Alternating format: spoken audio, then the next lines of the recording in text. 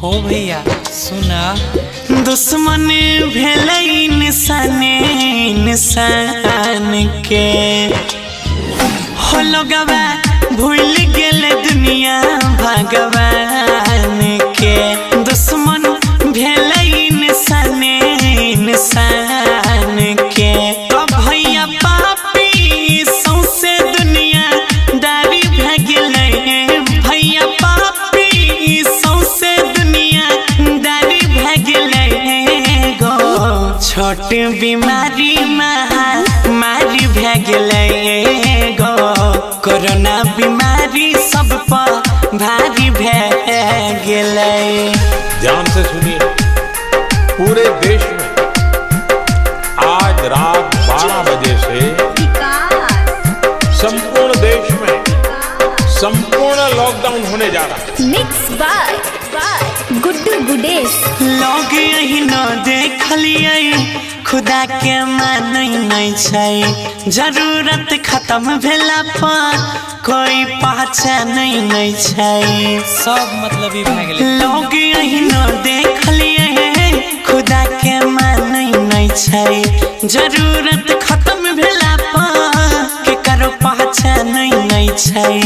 मंगल चांद के मिशन सब बेगारी भए गेलै।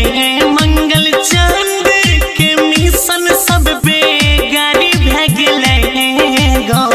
छोट बीमारी सब पर भारी भए गेलै भैया।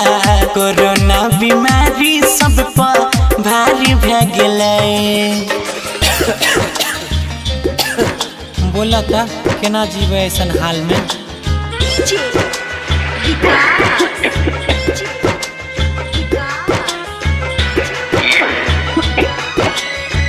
कहीं ऑक्सीजन नहीं मिले छे की कहिया।